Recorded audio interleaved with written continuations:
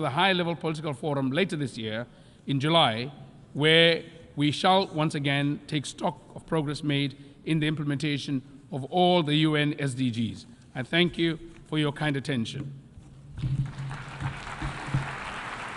Я благодарю президента Республики Ботсвана. Имею честь предоставить слово для выступления на конференции его превосходительству президенту Республики Словения Наташе Пирс-Мусар. Пожалуйста.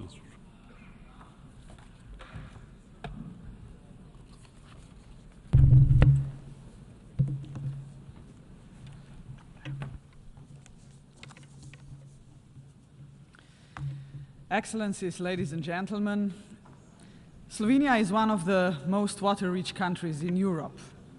We may be fortunate, but we are not complacent. For starters, we protect our water by law. Our constitution enshrines water as a fundamental human right.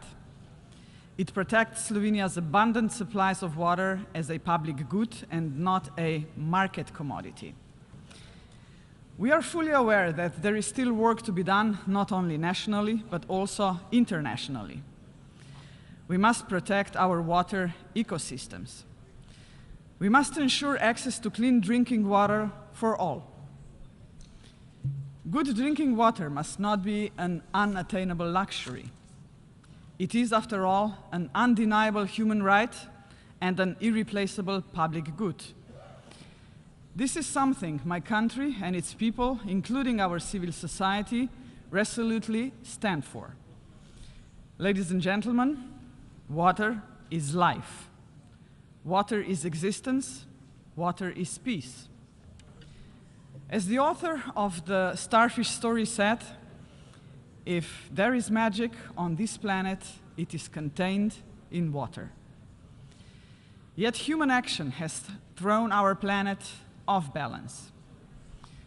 The water, climate, and biodiversity crises are interacting and exacerbating each other. Our right to a healthy environment stems from the notion of environmental justice.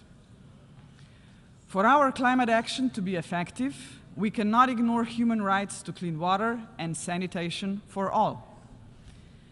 We also know water scarcity affects children, women, and men differently. We must therefore devise policies that will meet the needs of all.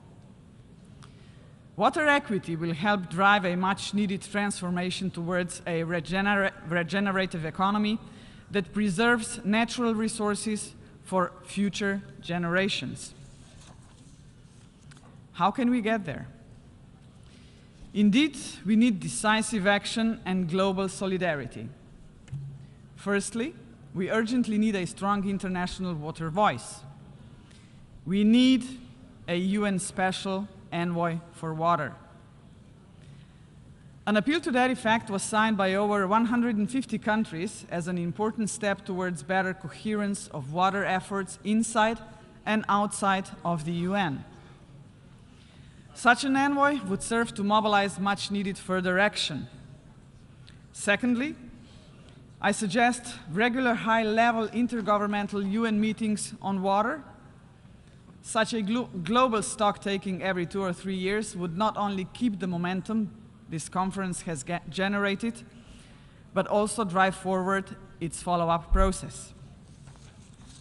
And thirdly, by putting our national commitments into action, Slovenia has already submitted or is in the process of submitting commitments which aim to contribute to gender equal water governance, protection of water resources and infrastructure through better compliance of international humanitarian law, better access to open source capacity building on water management, upgrading transboundary water cooperation through science, technology, and aquatic ecosystem restoration management, and upgrading flood forecasting and warning systems. 153 countries have water bodies that cross national borders. A mostly upstream and water-rich country, Slovenia is an active party to 1992 Water Convention. The Convention is a normative and practical framework for fair and effective transboundary cooperation. I would like to extend my invitation to you to the 10th meeting of the parties of the Water Convention that Slovenia will host in October 2024. A more comprehensive list of Slovenia's commitments has been distributed. Ladies and gentlemen, no country in the world can be complacent, and we all have room to improve upon, including my country. Let us take this conference and the Water Action Agenda to protect and restore our water resources wisely and in an inclusive and transparent manner in our societies. And thank you for your attention. Allow me now to take a minute to deliver a joint statement of the Transboundary Water Cooperation Coalition. Mr. President, with your permission. Transboundary waters account for 60% of the world's freshwater flows. More than 3 billion people depend on them. Cooperation over transboundary surface and groundwater is therefore essential to promote sustainable economic development, human and environmental health, biodiversity, climate action, resilience, disaster risk reduction, yes, and peace. The existence of effective and sustainable transboundary water cooperation can catalyze regional integration, drive cooperation in other areas, or build sustainable peace. The absence of such cooperation is at best a waste of resources and, in the worst cases, can multiply risks that can contribute to the destabilization of societies and threaten security. Unfortunately, as demonstrated by the monitoring of SDG Indicator 652, cooperation in most transboundary basins is not adequate to deal with future challenges, and progress is too slow. This is why more than 40 countries, regional integration and international organizations, international financial institutions, NGOs, academic and research centers decided to join forces under the Transboundary Water Cooperation Coalition to sustain and advance transboundary water cooperation. We jointly call for increased ambition of the world's efforts in this area. In particular, we need more action to take better advantage of the economic, social, environmental and political benefits of transboundary cooperation and build on them to develop sustainable and resilient cooperation and overcome bottlenecks towards mutually beneficial outcomes, including beyond water per se. Create enabling legal policy and institutional environments, as well as economic, financial and political incentiveness for cooperation across borders and sectors over transboundary surface and groundwater from source to sea. Improve the governance framework for transboundary water cooperation by developing or strengthening agreements between riparian states which respond to changing pressure such as climate change by setting up and increasing the impact and effectiveness of existing basin and aquifer organizations, and as appropriate by fostering accession and use of the 1992 Convention of the United Nations Water Convention and the 1997 UN Water Courses Convention, and of course the use of the draft articles of the law of transboundary aquifers. Strengthen the scientific and information base for decision-making by improving the technical political interface, enhancing hydrometeorological monitoring networks, supporting data, information and knowledge generation, and adopting open data and information exchange policies. Exchange capacity at all levels to manage shared water resources in an integrated, sustainable, and inclusive manner by increasing education and training, as well as through technical assistance and the sharing of best practices. Increase international and national financing for transboundary water cooperation, strengthen the financial resilience of transboundary basin organization, and increase public and private investments in transboundary basins which combine regional and national benefits, such as investments in joint investment plans, cooperative infrastructure, and nature-based solutions. Coalition members have submitted commitments supporting the above needs and have inspired others to do the same. We are determined to leverage our capacity and expertise to accelerate progress on transboundary water cooperation. Thank you very much, ladies and gentlemen, for your attention. Я благодарю президента Республики Словения. Пожалуйста.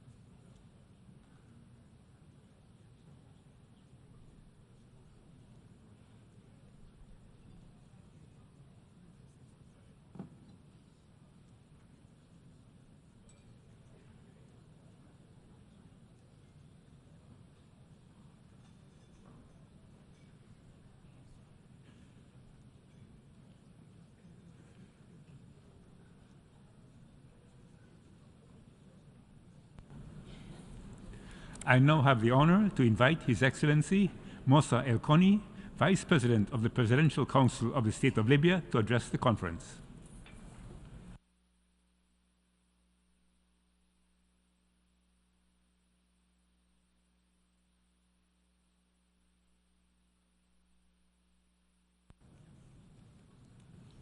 السلام عليكم ورحمة الله. وجعلنا من الماء كل شيء حي، صدق الله العظيم.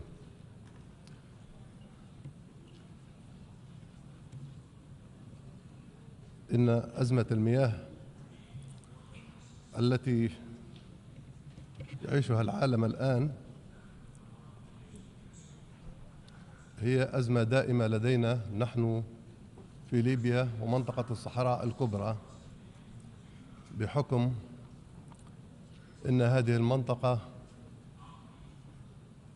لا تعاني في نقص المياه، بل عدم وجود المياه بالمطلق، نظراً لعدم سقوط أي أمطار بها منذ مئات السنين أو آلاف السنين.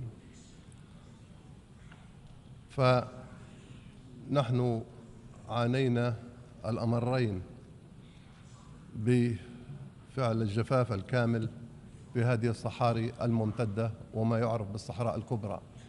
فليبيا كما تعلمون تقع في قلب الصحراء الكبرى وتعاني فقر شديد في المياه مثل الدول التي تحدها شرقا وغربا وجنوبا.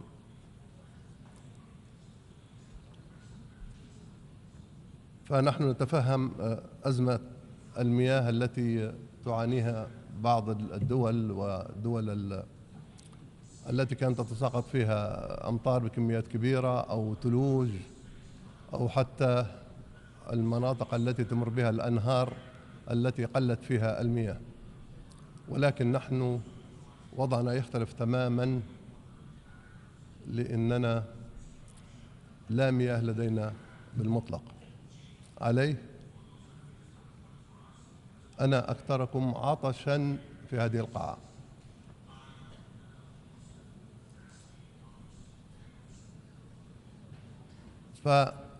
فحاولت ليبيا منذ النظام السابق أن تجد بعض الحلول بحفر بعض المياه في قلب الصحراء الفقيرة بالمياه لتنقل هذه المياه الجوفية إلى الشمال حيث الكثافة السكانية هناك.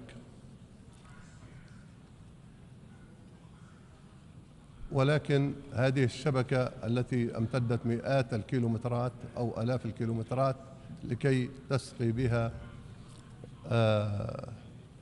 سكان الشمال وبعض المناطق الآهلة بالسكان لم تحل المشكلة بشكل جذري، لأني أنا شخصيا أرى دائما أن هذا النهر أو ما يعرف بالنهر الصناعي يجب أن يضخ عكسيا، بمعنى لا بد من تحلية مياه البحر.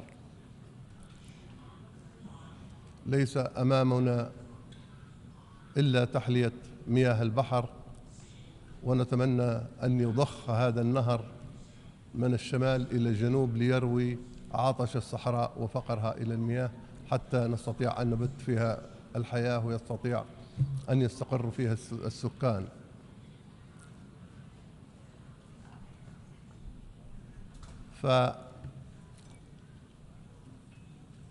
فعدم الاهتمام بتحلية مياه البحر سيولد مشاكل في العالم بأسره. فأنا أستغرب أن ندفع المليارات لكي نبحث عن المياه في المريخ ونعجز على تحلية مياه البحر والبحار والمحيطات بتكلفة أقل وبكميات إنتاجية أكثر.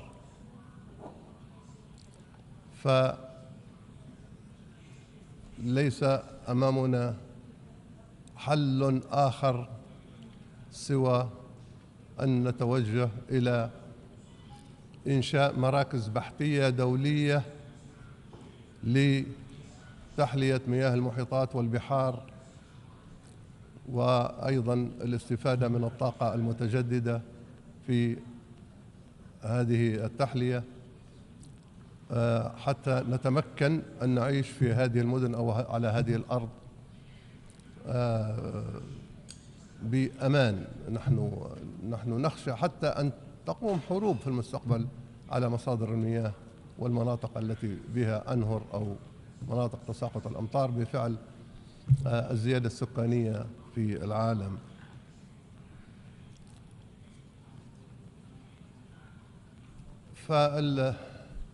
فالحلول الوقتية أو القصيرة لا أعتقد أنها تجدي. لابد المجتمع الدولي أن يفكر بشكل جماعي وبشكل حقيقي لحل المشكلة من جذورها. فنقص المياه نعم مشكلة، ولكن عدم وجود مياه بالمرة، والتي نحن عانينا منها كثيرا ونعاني منها حتى الآن في مناطق الصحراوية، ليبيا، الجزائر، جنوب تونس، موريتانيا، أيضا شمال مالي وشمال النيجر وتشاد وسواهم. هي مأساة يومية، الناس تموت عطشا لعدم وجود مياه للشرب. لذا لابد بعد هذا المؤتمر أن يتحمل المجتمع الدولي مسؤولياته حقا بتحلية هذه المياه بتكلفة، لأن تكلفتها مرتفعة. نحن اضطرينا لأن نقوم بعمل نقل المياه من الصحراء إلى الشمال لكي نخفض تكلفة تحلية المياه. لكن لو هذه الدول المتقدمة التي بمقدورها أن تفكر جديا في استغلال إمكانياتها في تخفيض هذه التكلفة، أعتقد ستحل مشاكل كثيرة، ولا نلجأ لأن نفكر في مكان آخر يعيش فيه الإنسان خارج هذا الكوكب. فهذه الأرض تسعنا جميعا، ومياه والتي هي ثلثيها مياه أعتقد كافية جدا أن نشرب منها جميعا، لكن فقط الاستفادة من التكنولوجيا لما وصل له عقل الإنسان من تقدم الآن، فإنشاء مراكز بحثية كبرى لمختلف الدول ويشترك فيها الجميع ويسهم فيها الجميع، نستطيع أن نحل هذه المشكلة على الأقل على المدى المتوسط أكثر من البعيد.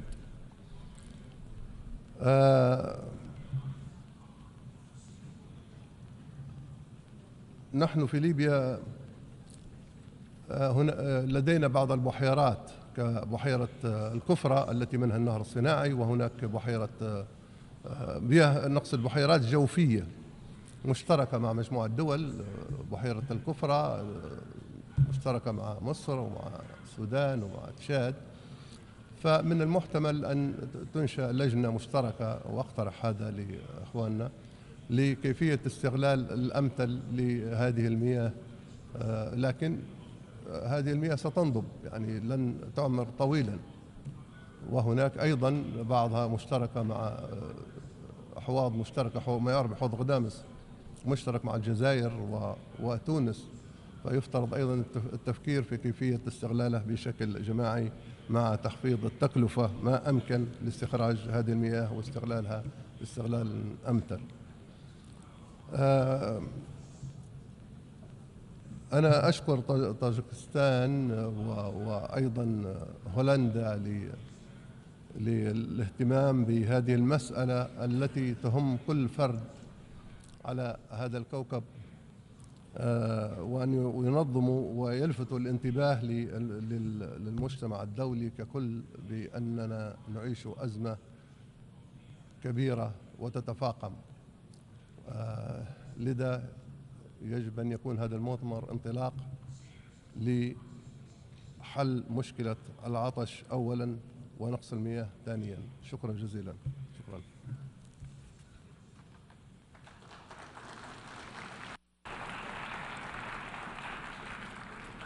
I thank the Vice President of the Presidential Council of the State of Libya.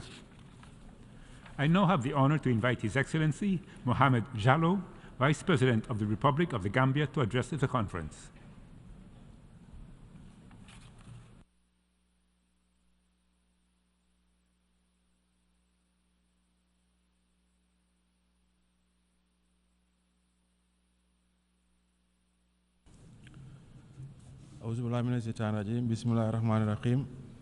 Mr. President, Mr. Secretary General, Excellencies, distinguished delegates, I bring you warm greetings from His Excellency President Adama Barrow, the government and people of the Gambia. On behalf of my delegation, allow me to also congratulate the UN General Assembly for convening the United Nations 2023 Water Conference on the midterm comprehensive review of the implementation of the objectives of the International Decade for Action, Water for Sustainable Development 2018 and 2028. We also express our gratitude to the co-hosts of this important event, the governments of the Republic of Tajikistan and the Kingdom of the Netherlands, for their leadership and exceptional role in championing this important agenda. It is our hope that this conference will engender more international cooperation and solidarity towards finding solutions to the world water crisis. In this view, the Gambia aligns itself with the statement to be delivered by Cuba on behalf of the Group of 77 and China. We stand ready to cooperate across borders to finding lasting solutions to a crisis that has become an existential threat to human civilization. Mr. President, the Gambia, being the smallest country on mainland Africa with a population of some 2.5 million inhabitants, is well located on the downstream of the Gambia River Basin, covering a great majority of the total area of the country.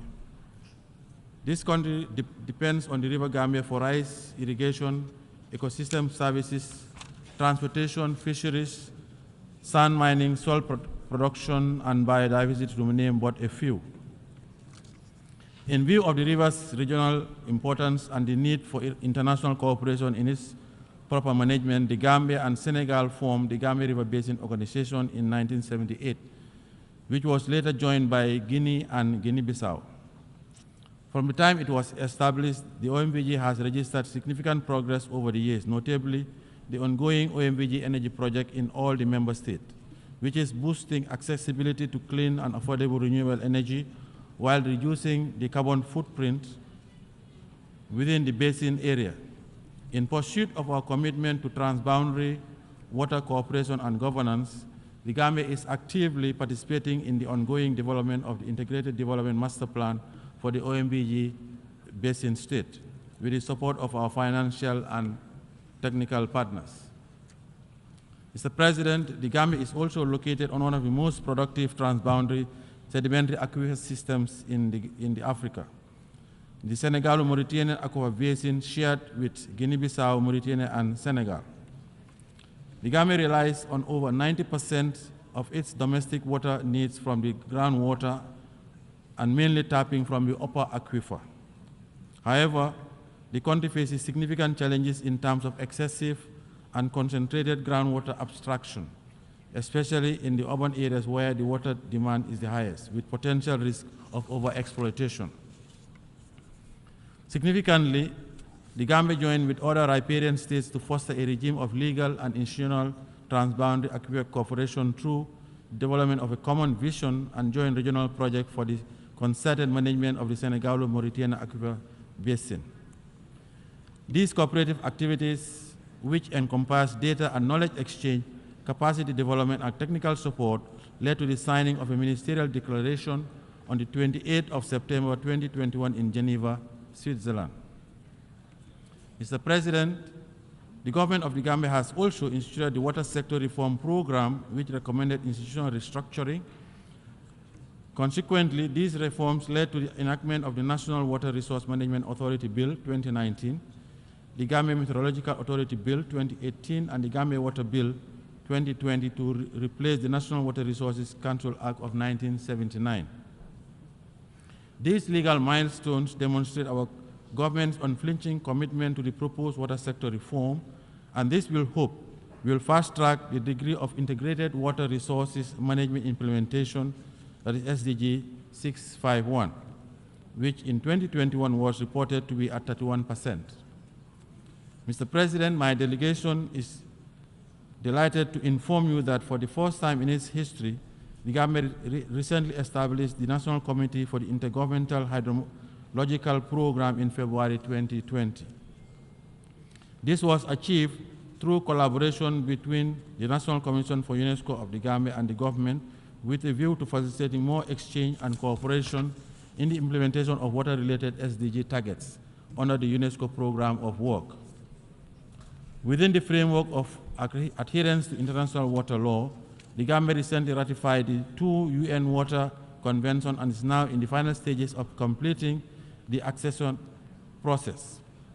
In this regard, I wish to recognize the extensive support received from the Water Convention Secretariat under the UNECE, the chair of the Bureau of the Water Convention, and the EU delegation to the Gambia. Mr. President, in the area of water supply and sanitation, the government of the Gambia made a significant achievement with 95% of the household gaining access to improved drinking water sources. Today, there is less than 10% of households without connections to their dwellings. Likewise, 72% of the household have access to improved sanitation facilities, with less than 1% of the household practicing open defecation. Mr. President, the government of the Gambia participated in the discussions of the International High-Level Panel on Water Investment for Africa to support the mobilization of the requisite resources to close the water investment gap during the March 2022 Dakar, Senegal, 9th World Water Forum, and at the COP27 in Sharm el-Sheikh, Egypt in November 2022. Mr. President, at this juncture, allow me to highlight that the Gambia is highly vulnerable to the impacts of climate change as manifested by the ravaging windstorm of 2021 and on the unprecedented floods experienced in the summer of 2022, with the urban settlements bearing the brunt of the impact. The tragic climatic events led to numerous deaths, displacement of families, loss of property, and unbearable hardships for hundreds of households in the affected areas. In the capital Banjul, the Caminville municipality, and parts of the West Coast region, the flooding quickly snowballed to a national security threat as displaced residents forcefully sought answers from the government over supernatural events beyond its control.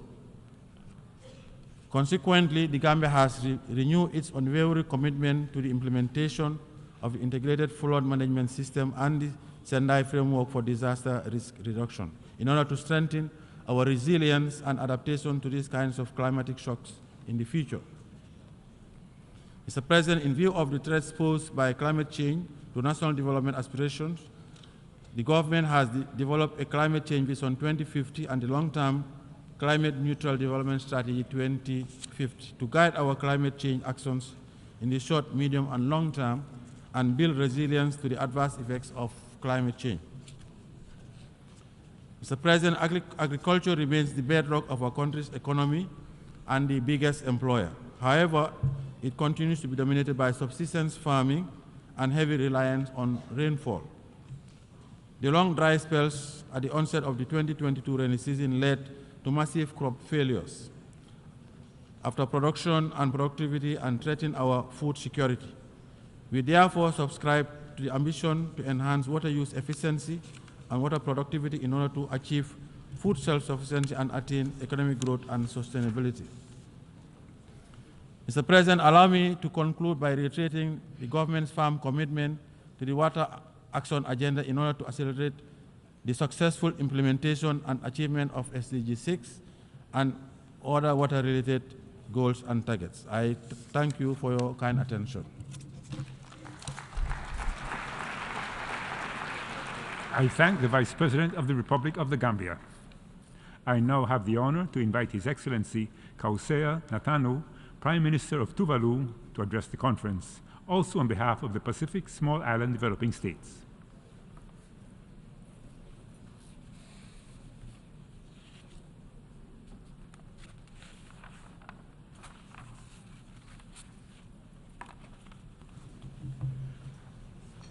Honorable President, Excellencies,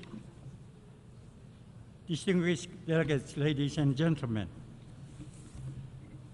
With your permission, Mr. President, I'd like to seek your permission to deliver two statements. The first statement will be on behalf of the Pacific Small Island Developing States, and of course the second will be my national statement for Tuvalu. Your Excellency, it is an honor for me to speak on behalf of the 12 Pacific Small Island Developing States represented in New York. And we align with the statement delivered by Samoa on behalf of AOSIS. I extend our congratulations to the President on assuming office for the 2023 UN Water Conference and for the leadership and tremendous work done, and assure you of the Pacific seat's full support of your mandate and for a successful conference. Water is a key source of life. Our need for water is as omnipresent and critical as our need for food or oxygen. It is essential not only for life, but the full enjoyment of human rights and the realization of the 2030 Sustainable Development Goals. Unfortunately, the world is not only behind on meeting SDG 6, but we have regressed.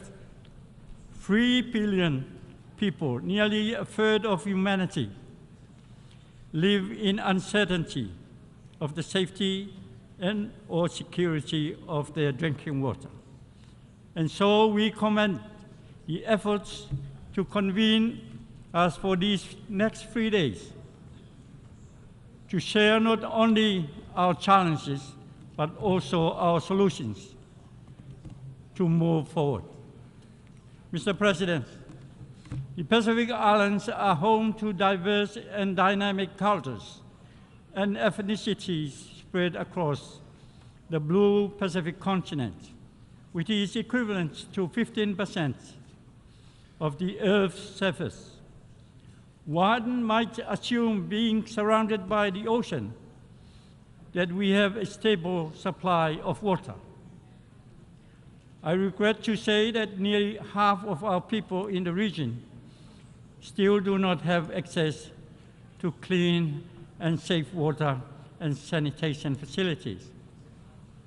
The statistics show that not only is the Pacific region lacking, but we also rank poorly in all indicators on the SDG 6. Moreover, previously secure and stable water sources are at risk due to climate change. Many islands face saltwater intrusion into their water tables from sea level rise. And in the region where half of our countries don't have any surface water and rely solely on groundwater, this is already a catastrophe. Further, the increasing severity and occurrence of natural disasters, such as cyclones, floods, and landslides, damage our water infrastructure and contaminate water sources, impacting our ability to respond to and recover from these natural disasters. The increasingly extreme cycles of droughts and flooding and their impact on water accessibility in turn affects our ability to grow crops for sustenance and to support key sectors such as tourism, health, and education. Access to clean, safe, and reliable water, or lack thereof, has a clear impact on the ability of states to meet their sustainable development goals. In countries like my home country of Tuvalu, the saltwater intrusion has reached a level where our taro and coconut crops are compromised. We cannot reliably farm taro, which is not only a staple food, but part of our culture in the Pacific. Mr. President, the IPCC just released its latest report, which states that Earth is likely to cross a critical threshold for global warming within the next decades. So we know water security in the Pacific and the world will worsen. So where do we go from here to meet SDG 6, in particular, the overall 2030 Agenda for Sustainable Development? We need support. Through partnerships, international cooperation, financing, and technology transfer, including the digital space, to build resilience and ensure water security for the future. We must build water infrastructure fit for a new world in which storms are more frequent and stronger. We need to invest in water infrastructure, including water storage, treatment, and distribution systems. Water management systems need to be built based on our needs, appropriate for our small scale and low population numbers, and appropriate to avoid damage to our ocean ecosystems. Sharing best practices, innovations, and lessons learned from development partners like Israel, who have responded to water insecurity with technological innovation, are key. Remote sensors, smart pipes, machines that extract water vapor from the air, and desalination plants as part of the solution need to be explored. But technology must be paired with the necessary capacity building and training to operate and maintain new technologies. On a final note, We wish to reiterate that SIDS access to climate finance continues to be a key driver of our success in delivering on SDG 6, because climate change is an ongoing and increasingly serious concern for our water insecurity. We note with regret that only 2% of all adaptation funds has been provided thus far to SIDS. This must improve. We can have grand ambitions to keep our citizens from growing pots and keeping clean, but without simplified access to adequate, predictable, and sustained finance, our countries will continue to regress as climate change adverse impacts are exacerbated. Mr. President, please allow me to continue with my national statement. We recognize the Sustainable Development Goal SDG 6 Global Acceleration Framework and its contributions in preparing the midterm comprehensive review of the implementation of the objectives of the international decades for action. Our participation reflects the close alignment to government's priorities around water-related problems, whether it is linked to infrastructure development, housing, economic growth, or climate change and environment. We consider this sector critical and essential to the achievement of many sustainable development goals. Drinking water supply is primarily achieved through harvesting and storing of rainwater. This harvested rainwater is by far Tuvalu's most important and widely used potable water resource. It is the only water resource that is essentially free and delivered by nature directly to the consumer. Groundwater is also used for non-potable uses throughout Tuvalu and is therefore an important factor in reducing the pressure on drinking water supplies. Excessive nutrient leaching is causing eutrophication and associated macroalgal blooms in some of our lagoons. This will lead to nearshore habitat loss, decrease in fish numbers, and causing challenges for fishermen. Inadequate sanitation, including poorly functioning septic tanks systems, thought to be the main contributors to the excessive nutrient loads to the lagoon.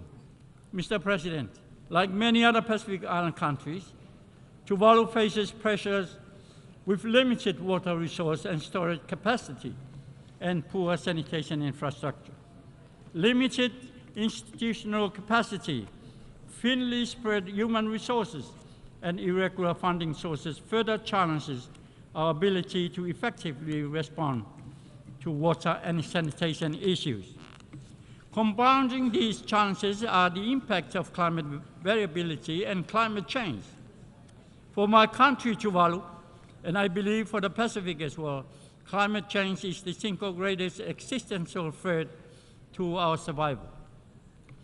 Climate change has increased the frequency of extreme water-related weather events, from melting glaciers to sea level rise, to intense heat and rainfall, impacting our lives and livelihoods and threatening our very existence. And this requires urgent action and ambitions to address these threats. Our vulnerability was dramatically illustrated in 2011 and 2022, when my country entered a prolonged period of drought, for which a state of emergency was declared and drinking water supplies in some of our communities were pushed to the point of exhaustion. We had an outbreak of waterborne disease in 2011, concurrent with the apparently precipitated by La Nina-associated drought conditions. As I speak today, we are still experiencing dry spells in some of the islands in Tuvalu. Mr. President, we also experienced the impact of COVID-19 pandemic that heightened the critical need for access to clean water and sanitation.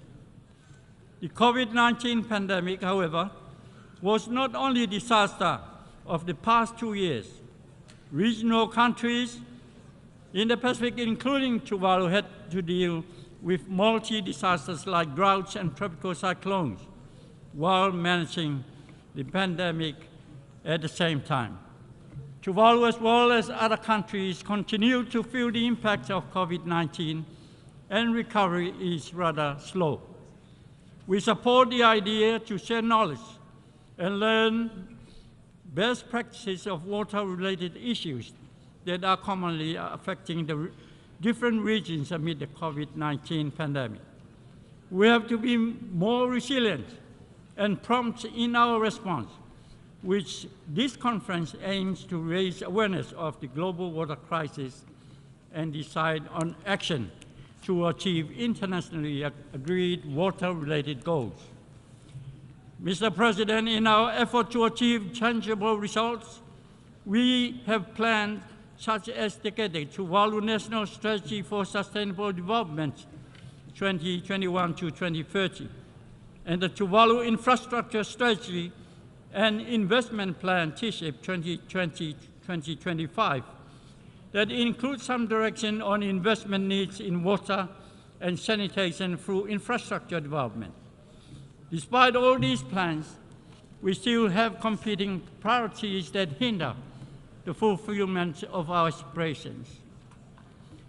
Several useful water governance mechanisms are already in place in Tuvalu. We are applying an integrated approach to dealing with water-related impacts of climate change.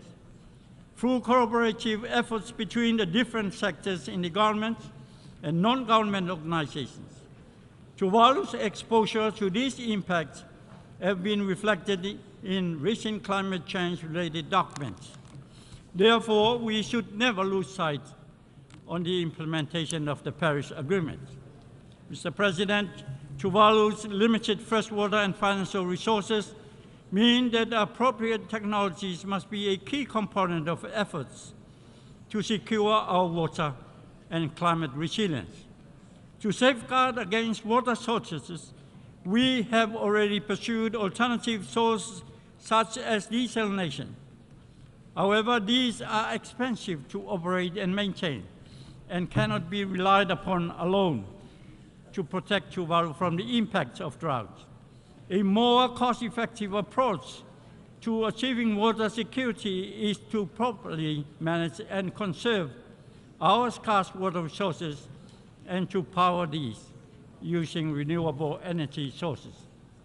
We can significantly increase its resilience to the impacts of drought by investing in disaster risk reduction approaches rather than relying on immediate disaster response. Undertaking risk assessments and putting in place effective early warning systems and responses can ensure our people are well prepared for extended dry time. However, these systems and responses do not come cheap nowadays. We acknowledge the support and strengthen the engagement of the private sector and development partners in addressing and contributing to the attainment of the SDG 6 in particular. Mr. President, I hope that out of this conference, we will be able to come up with a meaningful outcome document, strong messages, and identified actions that will truly accelerate our progress towards water-related goals and targets and the 2030 Agenda for Sustainable Development. I thank you for your attention. Tuvalu Modetu. I thank the Prime Minister of Tuvalu. I now have the honor to invite Her Excellency Sarah Kugongelwa Amadilha, Prime Minister of the Republic of Namibia, to address the conference.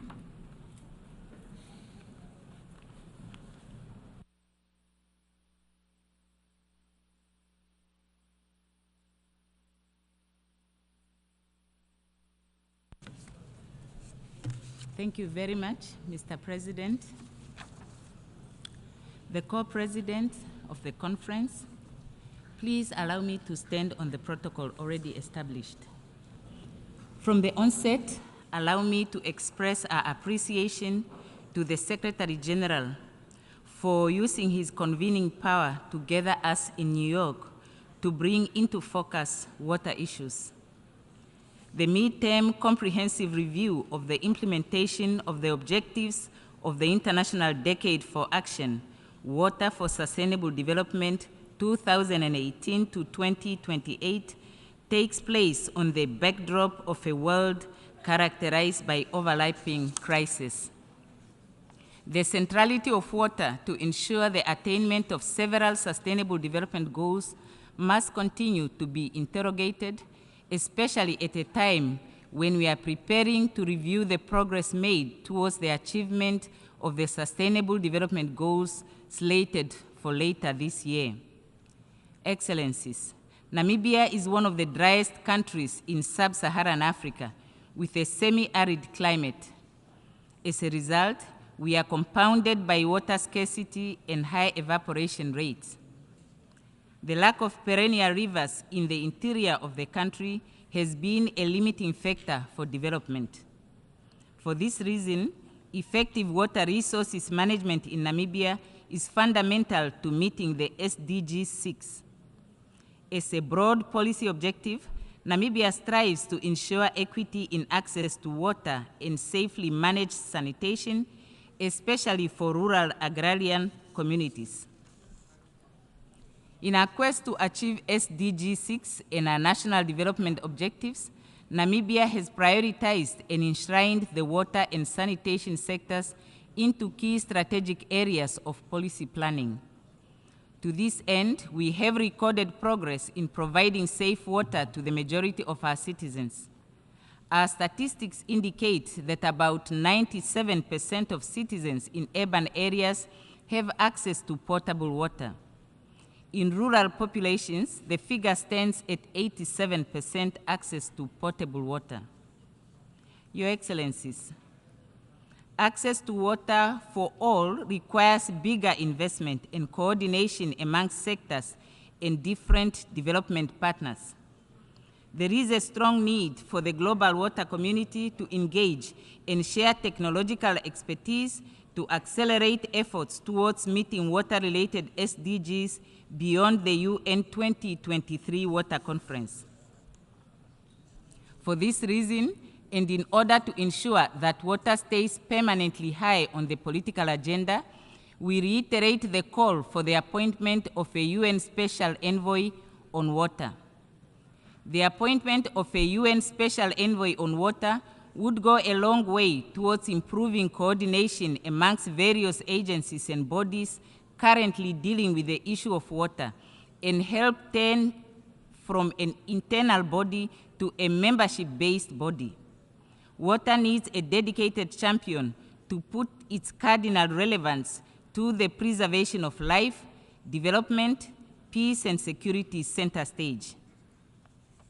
Your Excellencies, at national level, the Namibian government's funding to water for the next 5 years has been strengthened to address water infrastructure development and rehabilitation of pipelines. This includes the development of the feasibility studies for a desalination plant and a master plan study for the north central areas. These initiatives should move us towards meeting the SDG 6 in water security across the Namibian population. At continental level, Namibia welcomes and supports the Continental Africa Water Investment Program adopted by the Africa Union Commission and its Ministerial Council on Water, with the aim to leverage $30 billion annually in climate-resilient water investment for Africa by 2030. This will accelerate investment into climate resilience at regional, transboundary, and national water governance for infrastructure for socio-economic development of the continent. At global level, Namibia welcomes the Special Trust Fund under the Global Environment Facility, which was established last year at COP15 on biodiversity in Montreal, Canada, to support the implementation of the Global Biodiversity Framework. The fund, without a doubt, will serve to complement existing support and scale up financing to ensure the timely implementation of the GBF through adequate, predictable, and timely flows of funds. Your Excellencies, the link between access to sanitation for all and human dignity remains a priority for the Namibian government. For this reason, we have identified the need to improve universal access to sanitation and hygiene in informal urban settlements and rural communities. I am therefore pleased to confirm that the government of Namibia has recently adopted the revised National Sanitation and Hygiene Strategy for 2022 to 2027 to give a strategic direction for a coordinated approach to the implementation of sanitation and hygiene activities. Further, climate change remains one of the biggest emergencies threatening the future of both planet and people, with devastating impacts of more frequent and severe droughts, floods, bushfires, sea level rise, desertification, land and soil degradation, heat waves, food and water insecurity, and many more existential challenges. Our region has, over the last few days, experienced the devastating effects of Cyclone Freddy, and we convey our condolences to the governments of Malawi, Madagascar, and Mozambique, who have borne the brunt of this destructive calamity. In conclusion, on behalf of His Excellency the President and the government of Namibia, I wish to express our gratitude to our international development partners for all the support in the area of clean water supply and safe sanitation. Our government will continue to support and implement programs that will propel us to achieve access to water and sanitation by 100% of the Namibian population for social and economic development activities. I trust that over the next 3 days, we will engage in constructive dialogues and deliberations that will yield tangible outcomes for the people of the world who look to this august assembly with hope for a prosperous future. I thank you.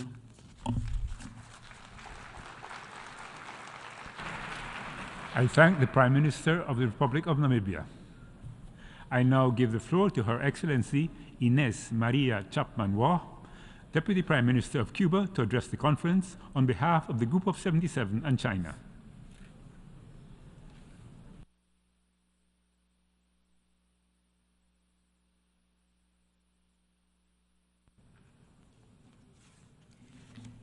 Buenos días.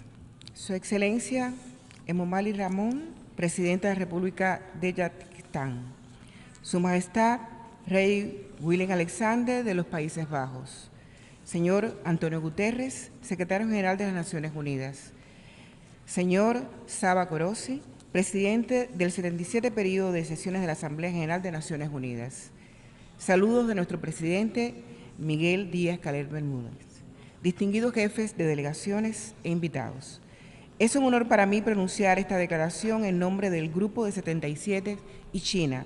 El Grupo acoge con satisfacción la Conferencia de las Naciones Unidas sobre el examen amplio de mitad de periodo sobre la consecución de los Objetivos de Desarrollo Internacional para la acción del agua para el desarrollo sostenible 2018-2028 y reconoce la función rectora de los anfitriones a este respecto. Subrayamos que la presente constituye una oportunidad valiosa para movilizar el liderazgo político y abordar los desafíos mundiales sobre el agua por medio de acciones audaces. Este encuentro tiene lugar en el contexto de una crisis sistémica multidimensional en las esferas de salud, la energía, la alimentación, el clima y el medio ambiente, con efectos agravados en países en desarrollo. En medio de este escenario complejo y desafiante, el agua continúa estrechamente vinculada a todos los pilares de desarrollo sostenible. Excelencias, el agua es fundamental para lograr la erradicación de la pobreza y el hambre e indispensable para el desarrollo humano, la salud y el bienestar. Es por ello que constituye un elemento esencial para alcanzar los ODS y otros objetivos relevantes en los ámbitos social, medioambiental y económico. El grupo observa con preocupación que la falta de acceso a fuentes de agua potable, saneamiento e higiene adecuada, los desastres relacionados con el agua, su escasez y contaminación se verán agravados por la urbanización, el incremento de la población, la desertificación, la sequía y otros fenómenos meteorológicos extremos y el cambio climático, así como la falta de capacidades para garantizar una gestión integrada de los recursos hidráulicos. Destacamos que los países en desarrollo necesitan una mayor financiación internacional, capacitación y transferencia de tecnologías ecológicamente racionales a fin de lograr la eficiencia en la gestión del agua. Y reiteramos que debe aumentarse la asistencia oficial para el desarrollo destinada al sector hidráulico. Es imperativo ampliar la cooperación internacional a los países en desarrollo en actividades y programas relacionados con el agua y el saneamiento. En la actualidad, más del 50% de las ciudades del mundo sufren situaciones frecuentes de escasez de agua. Las estimaciones sugieren que se necesitarán 6.7 billones de dólares para el 2030 y 22.7 millones para el 2050, para lograr los Objetivos de Desarrollo Sostenible 6. El grupo también expresa su preocupación por el hecho de que la escasez del agua supera el 70%, especialmente en algunos países como el norte de África, África subsahariana, Asia Occidental, Asia Central y Meridional y Sudamérica, así como en la región del lago Chad, lo que constituye un claro indicio de la escasez de agua en el futuro. Reconocemos los desafíos adicionales a los que se enfrentan los países que sufren escasez de agua y seguimos preocupados por las repercusiones que dichos retos pueden ocasionar, entre otros en su capacidad de alcanzar los ODS. Por otra parte, reiteramos la necesidad de comprometerse a mejorar la cooperación a través de las fronteras en las aguas transfronterizas, de conformidad con el derecho internacional aplicable. Recordamos además el compromiso de intensificar los esfuerzos en todos los ámbitos para hacer frente a la desertificación, la degradación del suelo, la erosión y la sequía, la pérdida de biodiversidad y la escasez de agua, que se consideran los principales retos medioambientales, económicos y sociales para el desarrollo sostenible mundial. Excelencias, reconocemos que el Decenio Internacional Agua para el Desarrollo Sostenible 2018-2028 tiene como objetivo fomentar la cooperación y la asociación a todos los niveles para ayudar a alcanzar los objetivos y metas convenidos internacionalmente relacionados con el agua, incluido lo que figura en la Agenda del 2030. En este sentido, el grupo contempla además la Agenda de Acción para el Agua, que será un resultado importante de la conferencia mediante contribuciones voluntarias. Esperamos que esta iniciativa pueda contribuir de forma eficaz a agilizar la aplicación del Decenio para la Acción del Agua 2018-2028, la Agenda 2030 y su Objetivo de Desarrollo Sostenible 6. De igual manera, reconocemos los esfuerzos que se han llevado a cabo para apoyar el diálogo internacional sobre el agua y la promoción de acciones locales, nacionales y regionales sobre la gestión integrada y sostenible de los recursos hídricos en todo el mundo, como el Foro Mundial del Agua y la Conferencia Internacional de Alto Nivel sobre el Decenio Internacional para la Acción Agua para el Desarrollo Sostenible, que tuvo lugar en Tayikistán el año pasado. El Grupo de los 77 y China apoya los esfuerzos para garantizar un progreso continuo en la aplicación de los objetivos de Decenio Internacional para la Acción Agua para el Desarrollo Sostenible, así como la Agenda 2030, en un entorno desafiante en constante cambio. Excelencias, permítanme ahora, en lo adelante, abordar otros aspectos en capacidad nacional. La Constitución cubana reconoce el derecho del acceso al agua y el saneamiento para todos, sustentado en políticas públicas, normativas y en la Ley de las Aguas Terrestres, que regula la gestión integral y sostenible, centrada en la cuenca hidrográfica como unidad de gestión, considerándola como un asunto estratégico para la nación. La implementación del Plan Nacional de Desarrollo Económico y Social de Cuba hasta el 2030 se materializa desde el sector agua a través del Programa Integral de Desarrollo Hidráulico, al que responde con total integración de los Objetivos de Desarrollo Sostenible y apoyo del gobierno cubano, quien concede alta prioridad a este tema en su agenda permanente desde el triunfo de la Revolución Cubana, con resultados concretos.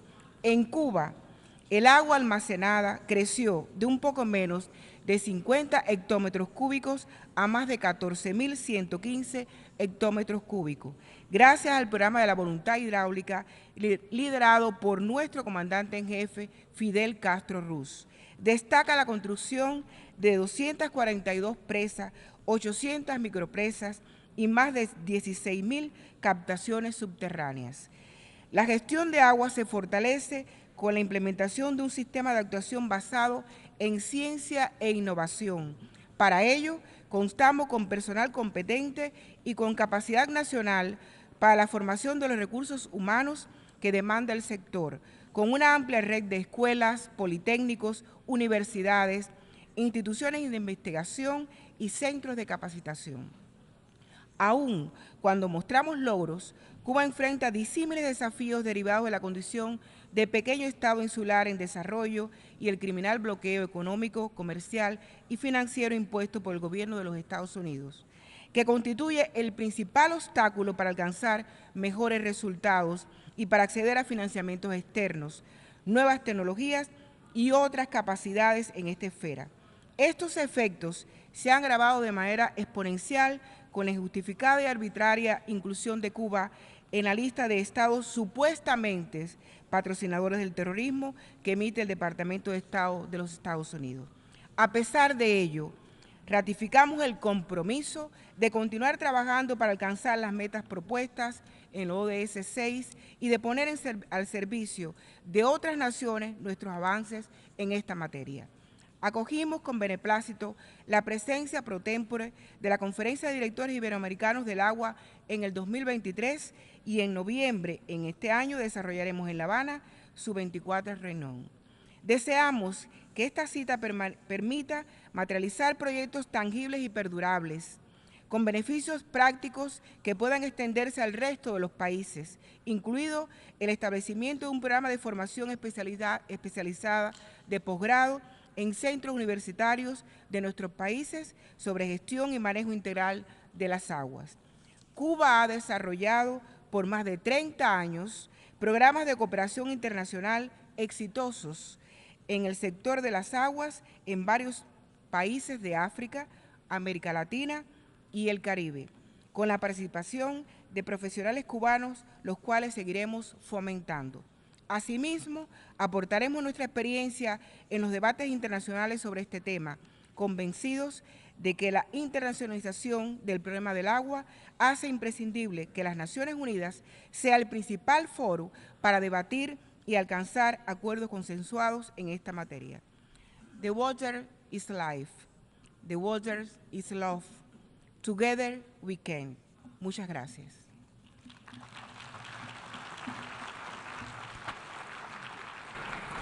I thank the Deputy Prime Minister of Cuba. I now give the floor to His Excellency Ha Tran Hong, Deputy Prime Minister, Minister of Natural Resources and Environment of Vietnam, to address the conference.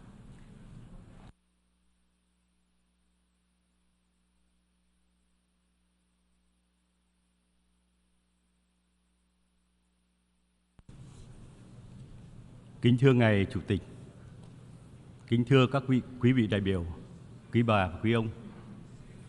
Thay mặt Chính phủ Việt Nam, tôi trân trọng cảm ơn Liên Hợp Quốc đã tổ chức sự kiện đặc biệt quan trọng này trong bối cảnh lần đầu tiên sau 46 năm chúng ta có một hội nghị cấp cao của Liên Hợp Quốc về nước.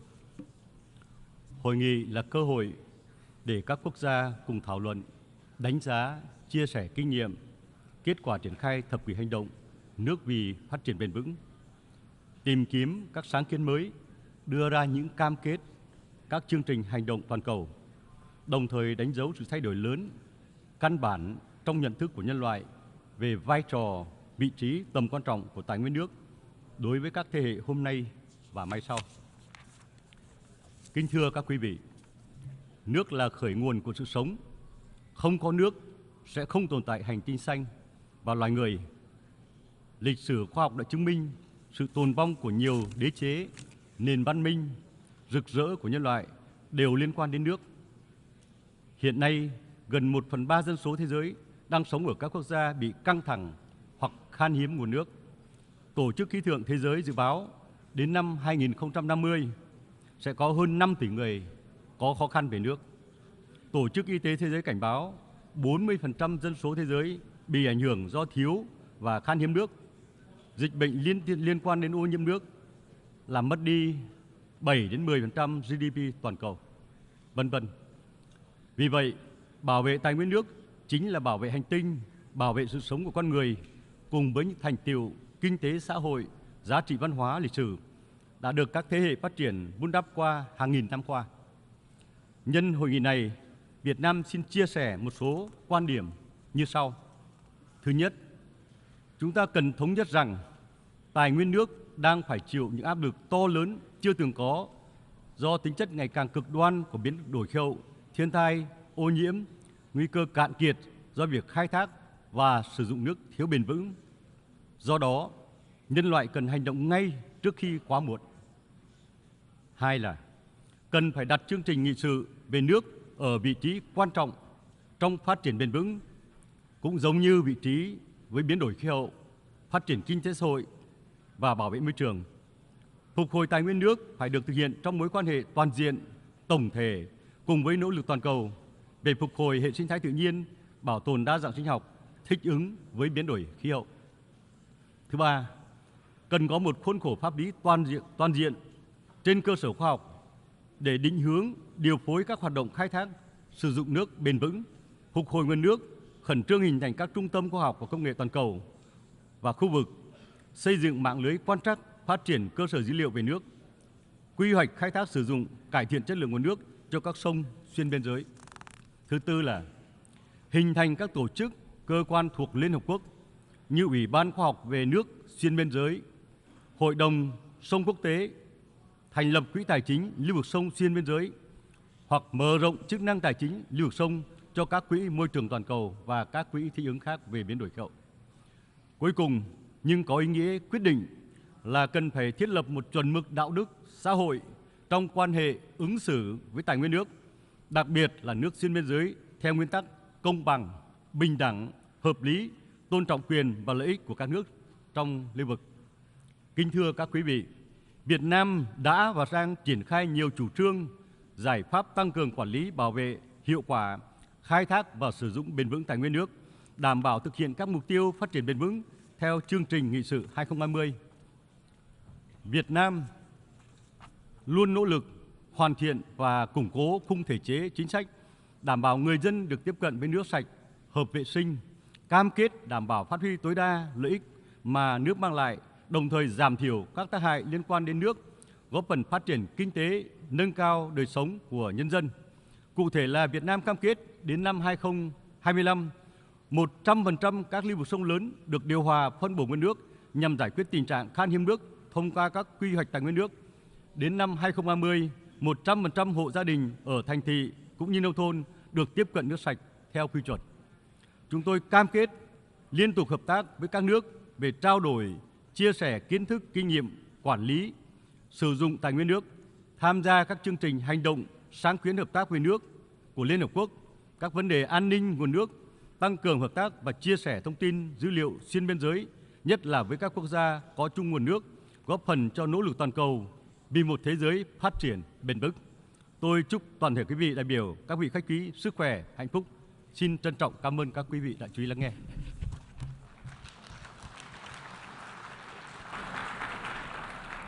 I thank the Deputy Prime Minister, Minister of Natural Resources and Environment of Vietnam.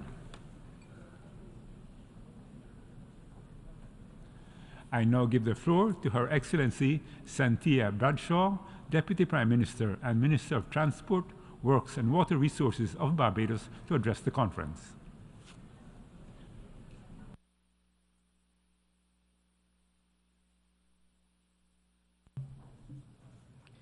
Mr. President, Excellencies, ladies and gentlemen, permit me to join those who have spoken before me in expressing my appreciation to the Netherlands and to Tajikistan for taking the lead in convening this most important event.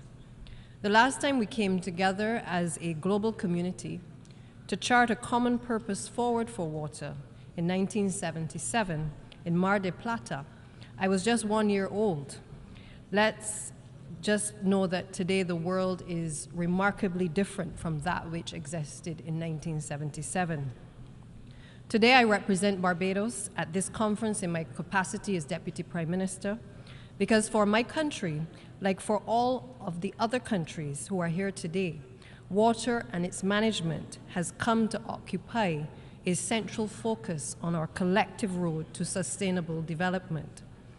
Barbados is classified as a water-scarce country with a per capita water availability of 306 cubic meters per year. Close to 80% of its water supply is derived from low-lying coastal aquifers of thin freshwater lenses floating on top of salt water. However, despite these limitations, the island has a water supply network dating back to 1856, with almost 99% coverage, and the quality of the water supply meets the World Health Organization's drinking water guidelines, which the island has adopted as its drinking water standards. With almost 98% of the groundwater resources fully developed, and with the more frequent occurrences of droughts, the island has started to experience some water supply issues in the high elevation areas of the island, as well as a rise in salinity levels in the coastal aquifers. The projected climate change impacts of reduced rainfall, frequent droughts, rising sea levels, and increasing temperatures are therefore seen as major threats to the island's well-being. Recognizing these threats and the island's vulnerability, we've undertaken several actions aimed at mitigation, adaptation, and building resilience of water and wastewater systems. 1, augmentation of the water supply through desalination of brackish and seawater, and this currently accounts for 23% of our water supply through a PPP arrangement. 2, strategic mains replacement program to replace and rehabilitate the aging infrastructure to reduce the level of non-revenue water, averaging at about 40%. Frequency of bursts and disruptions in service. However, only about 5% of the 2,500 kilometers has been replaced so far. Funding assistance has been received from the Inter-American Development Bank, the Caribbean Development Bank, the Latin American Development Bank, and the European Investment Bank to date. 3, planned upgrades of the 2 existing municipal wastewater treatment plants to tertiary level with the intention of reusing the reclaimed water for irrigation and groundwater recharge. This has been facilitated through approval of a water reuse policy and the soon-to-be-passed water reuse bill. US $39 million in grant funding was received from the Global Climate Fund towards the upgrade of one of our plants. 4, greening initiative has been conceptualized to increase the resilience and the stability of the island's water supply systems to the impacts of climate change, while maintaining the required service delivery standards that increases resilience at the household level. The project is comprised of 2 sub-programs. 1, the personal tank program, which provides personal or household water storage tank systems to vulnerable persons in areas that are subject to intermittent water shortages.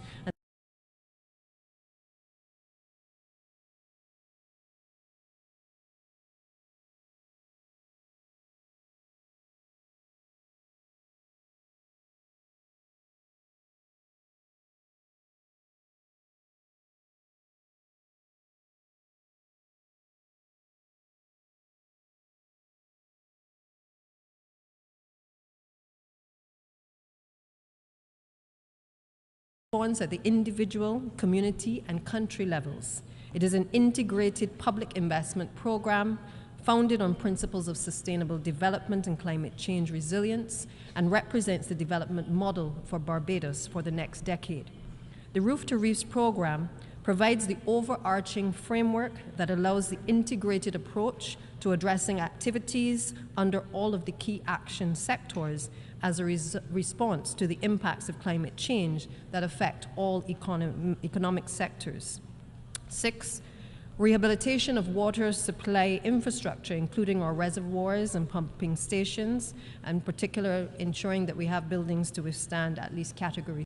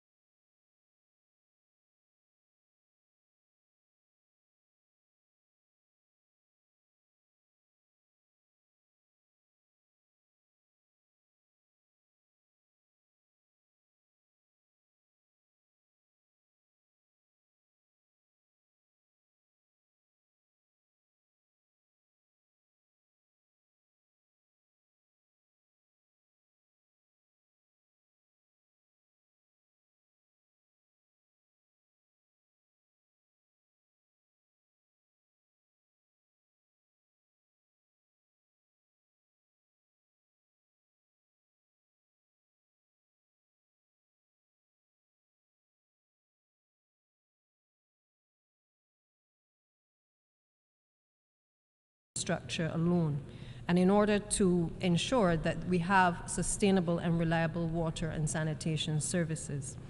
Examples of Barbados's progress can be seen in its status with Sustainable Development Goals 6.1.1, 6.2.1, namely access to safe drinking water, access to sanitation and hygiene, and wastewater management. In each of these areas, Barbados has a score of over 99%. There's full access to treated drinking water and access to proper drinking water and wastewater services in all of our schools and health institutions, and there's no common open defecation. As a small island developing state, Barbados has reached significant milestones in meeting the tenets of SDG 6 and its related sustainable development goals.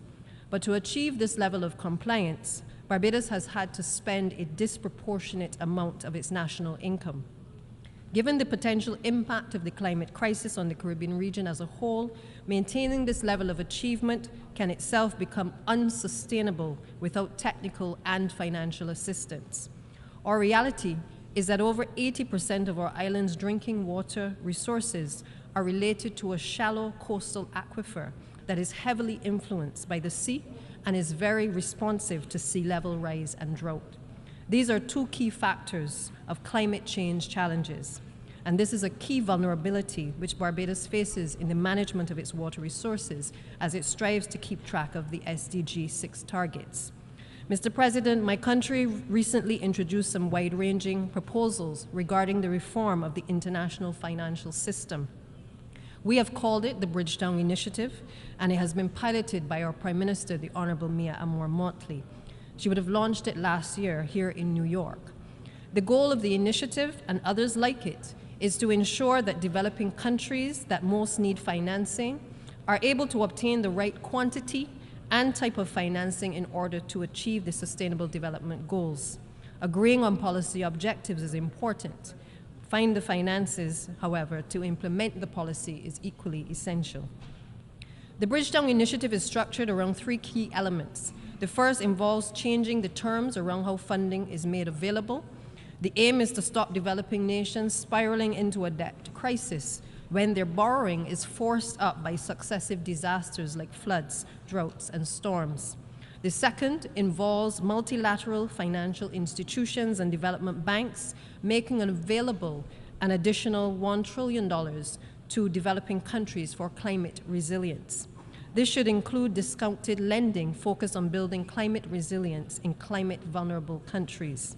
And the third involves setting up a new set of mechanisms with private sector backing to fund climate mitigation and reconstruction after a climate disaster.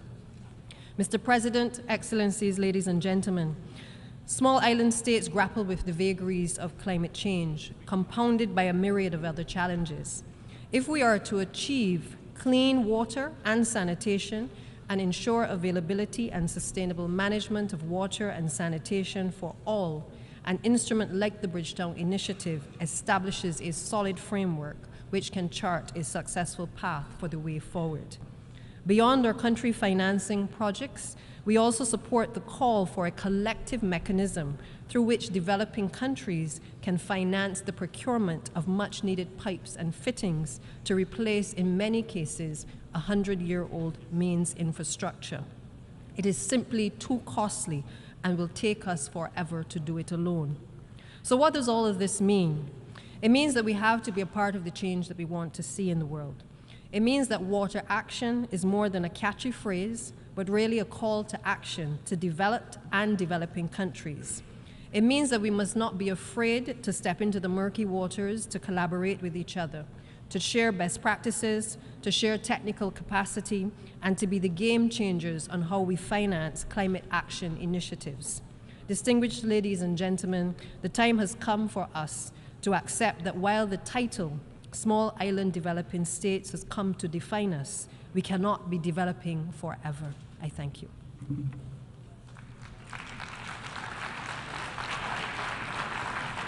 I thank the Deputy Prime Minister and Minister of Transport, Water, Works and Water Resources of Barbados. I now give the floor to Her Excellency Dubravka Šuica, Vice President, Commissioner for Environment, Oceans and Fisheries of the European Union, to address the conference.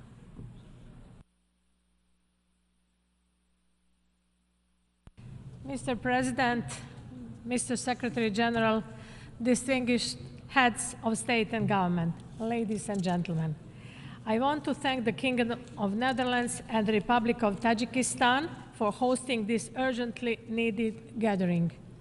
Since the last UN Water Conference in Mar del Plata in 1977, the world has changed immensely. Our global population has 3.5 billion more people. The global GDP has increased almost 2.5 times.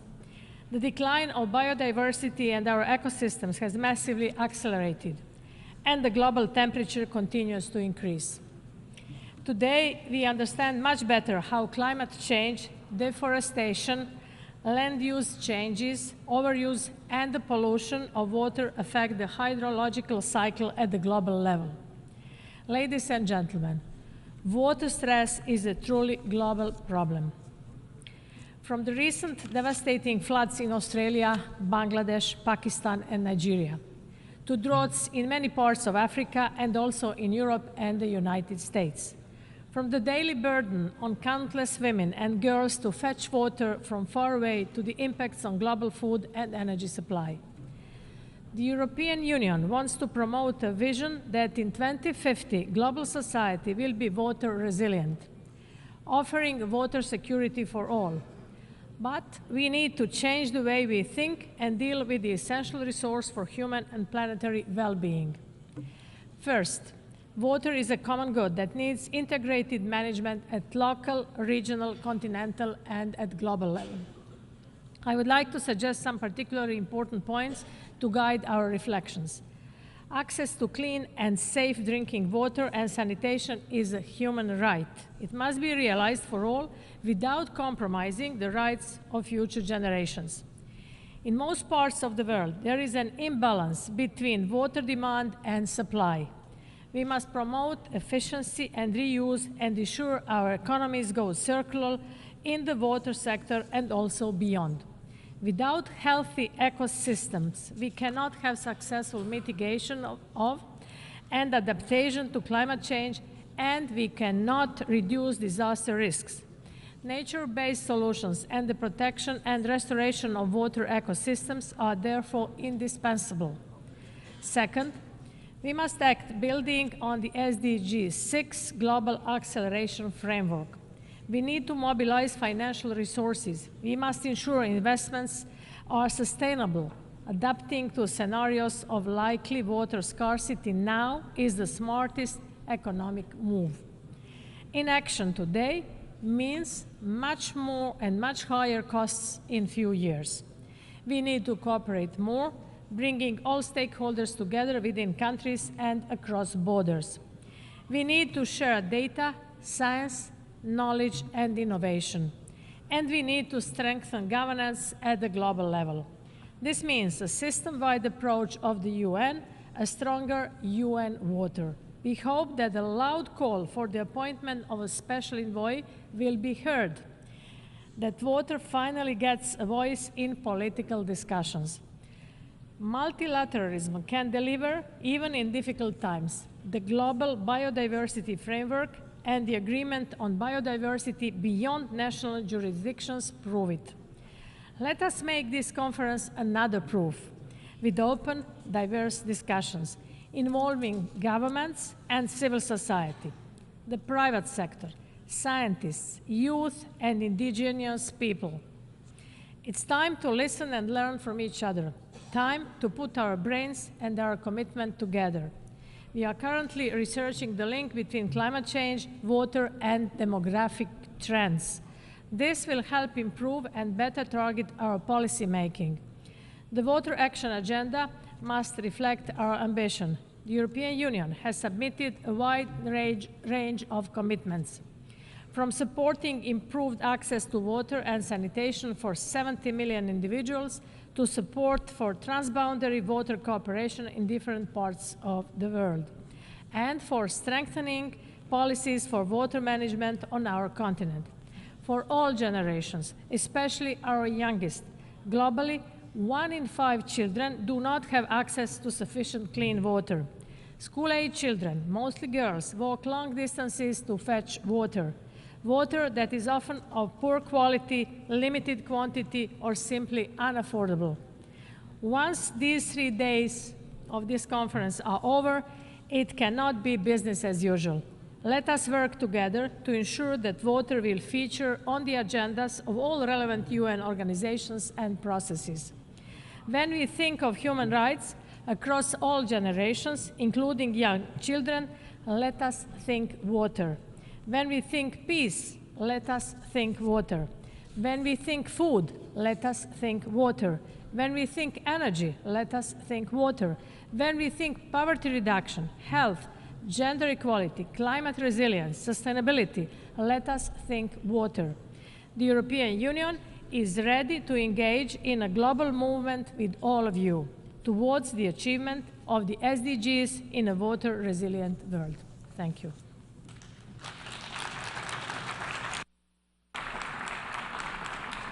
I thank the Vice President for Democracy and Demography of the European Commission.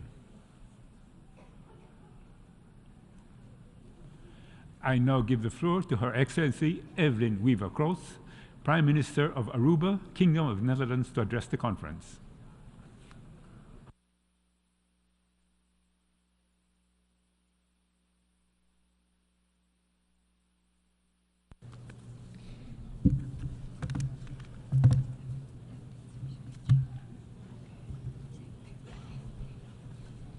Your Excellencies, esteemed delegates, for the Kingdom of the Netherlands, water is and will always be a priority issue.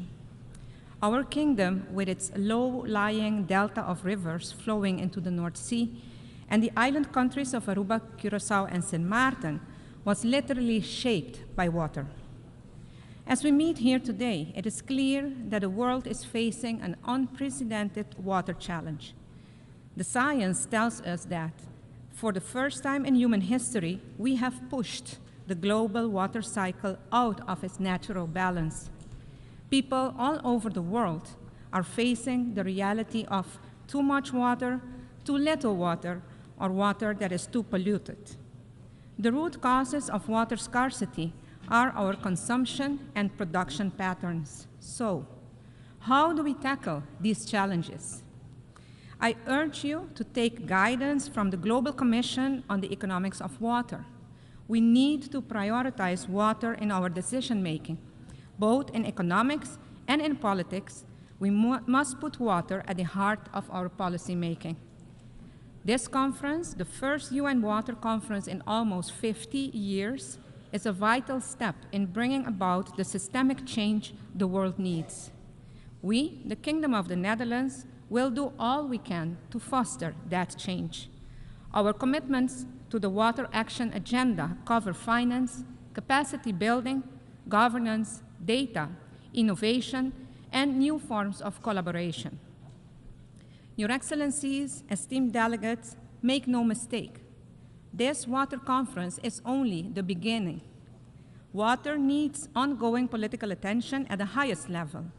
We must make sure the Water Action Agenda gets the follow-up it needs. At the SDG Summit this year, the Summit of the Future in 2024, and the World Social Summit in 2025, and during the next COP sessions on climate and biodiversity and the Dushanbe water process. A water-secure world is not just our concern. The voices of future generations need to be heard as well. So let me now give the floor to our youth representative on sustainable development, Sarah Ooi.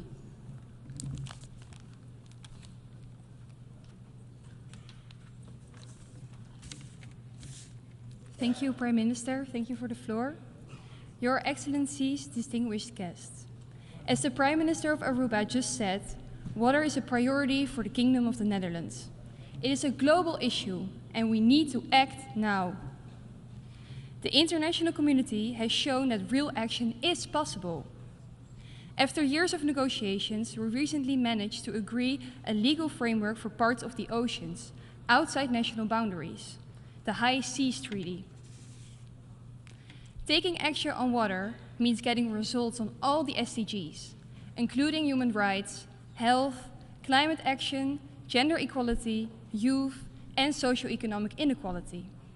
Taking action on water means safeguarding our planet for future generations. Too often, the bigger picture gets overlooked. That's a big concern for young people like me.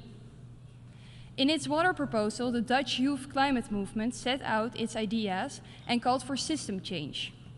For instance, we want nature and all waters to be designated as legal entities to guarantee nature-based solutions for water issues. Millions of children are currently in danger because of water threats. So when it comes to solving the water challenges we face, it's crucial that we protect them and listen to their ideas and needs. I hope this conference can be the starting point for you to engage with young people back home in your own countries. Let their ideas inspire you, and let their boldness help you to put the commitments of the Water Action Agenda into practice. Don't wait to act. Don't wait another 50 years to meet again to talk about water. As philosopher Roman Krasneric said, by making wise and long choices as we emerge from this crisis, we could well become the good ancestors that future generations deserve. Thank you very much.